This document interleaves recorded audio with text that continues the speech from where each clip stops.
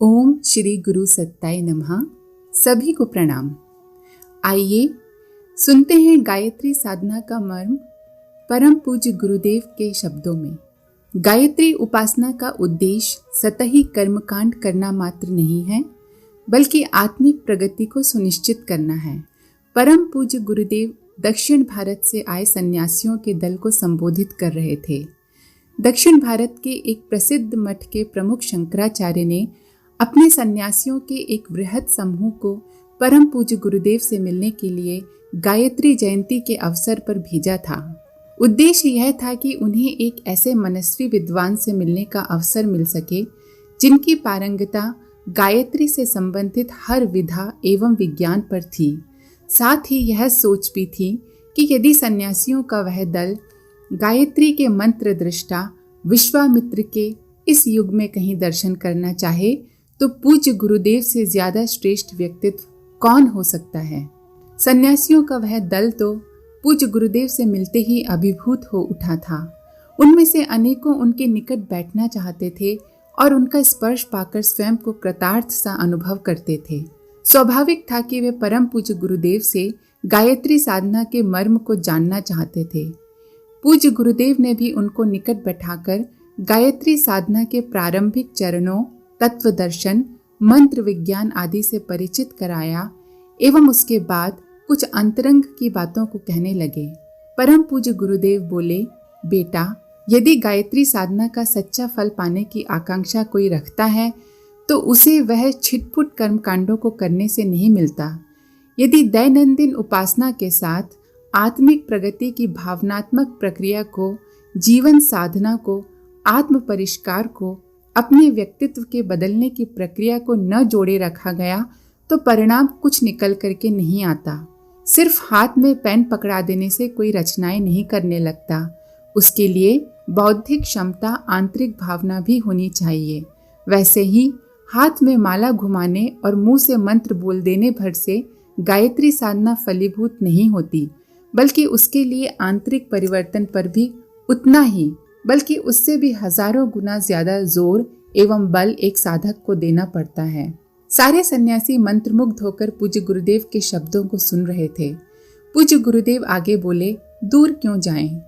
यदि हम स्वयं के जीवन का भी उदाहरण दें तो व्यवहार की दृष्टि से, बाह्य उपचार की दृष्टि से हमने ऐसा कुछ नवीन नहीं किया जिसे चमत्कारी कहा जा सके। जैसा हमने गायत्री महाविज्ञान में लिखा है, उसी क्रम से हमारा उपासना क्रम जीवन पर्यंत चला है। उससे हटकर न हमने कुछ किया न करा, पर जितनी देर उपासना के लिए हम बैठे उतनी देर स्वयं को परम ब्रह्म की तेजोमयी सत्ता माँ गायत्री के दिव्य प्रकाश के हवाले करके बैठे हैं और उनसे यही प्रार्थना की है कि वे हमारे व्यक्तित्व को प्रकाशित व परिष्कृत बनाती चलें। धीरे धीरे कुछ ऐसा घटा कि शरीर के प्रत्येक अणु परमाणु में माँ गायत्री का ब्रह्म वर्चस्व समा गया। दुर्गुण दग्ध होकर समाप्त हो गए। रोग विकारों ने काया को त्याग दिया। वाणी में सरस्वती प्रतिष्ठित हो गई और अब इंद्रियां भगवान के सौंदर्य के अतिरिक्त न कुछ देखती हैं न सुनती हैं। सुनने वाले सन्यासियों को ऐसा लग रहा था मानो वे श्रीमद् भगवद गीता में भगवान श्री कृष्ण द्वारा स्थित प्रज्ञ के वर्णित लक्षणों की साकार प्रतिमा को देख रहे हों। उनके रोम रोम में रोमांच हो रहा था। अनेकों की आंखों से अश्रु रह रहकर निकल पड़ते। पूज्य गुरुदेव आगे बोले, गायत्री की उपासना व साधना साथ साथ चलती है। हमने भगवान को भी पुकारा और प्रयत्न यह भी किया कि जीवन भी संयमित तथा अनुशासित रहे। परमात्मा को हमने उपासना के माध्यम से पुकारा ताकि वह प्रकाश बनकर अंतरात्मा में प्रविष्ट हो सके, वह हमारी तुच्छता को अपनी महानता से पावन बना सके, अपना अहंकार निगलित हो और हम माँ गायत्री की उपयुक्त यंत्र बन सकें। ऐसी प्रार्थना नित्य की, अनवरत की, सतत की। कभी माँ गायत्री ने पलटकर पूछा कि क्या चाहिए, तो मात्र यह मांगा कि हृदय की सहृदयता और अंतर्मन की विशालता हमको मिल सके ताकि हम अपने में सबको और सब में अपने को अनुभव कर सकें। भले ही हमने गायत्री के 24 महापुरुष चरण किए हों, पर उन सबका आधार ये ही मनोभाव रहा। जो बातें परम पूज्य गुरुदेव कह रहे थे वे सब की सब तुरंत ही अपनी जड़ें उन सन्यासियों के अंतस्तल में बनाती जा रही थीं। वे अनुभव कर रहे थे कि वस्तुतः आध्यात्मिक उत्कर्ष की साधना मात्र बाहरी कर्मकांड से नहीं बल्कि आंतरिक उन्नति प्रगति से तय होती है। उनमें से एक सन्यासी का हृदय तो इन बातों से इतना भाव विभोर हो गया कि वह भावातुर होकर रोने लगे। पूज्य गुरुदेव ने सहजता से समीप रखा पानी का ग्लास उन्हें पकड़ाया और उनके सिर पर प्रेम पूर्ण थपकी दी। उन सन्यासी के मुंह से कुछ अस्फुट शब्द निकले और वह पूज्यवर के प्रेम को सहेज कर स्थिर होकर बैठ गए। परम पूज्य गुरुदेव ने आगे कहना आरंभ किया। वे बोले, गायत्री महापुरुष चरणों के समय मात्र जप ही नहीं किया जाता बल्कि आंतरिक भावों को भी प्रगाढ़ किया जाता है। धीरे धीरे अपना अस्तित्व समाप्त हो जाता है एवं एकमात्र माँ गायत्री परमात्मा का आधिपत्य साधक के व्यक्तित्व पर हो जाता है।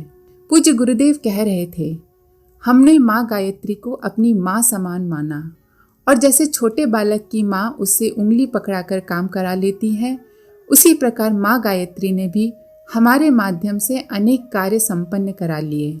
इसके मूल में माँ को किया गया बेशर्त समर्पण ही आधार रहा। इसी को गायत्री साधना का मर्म भी आप लोग कह सकते हैं।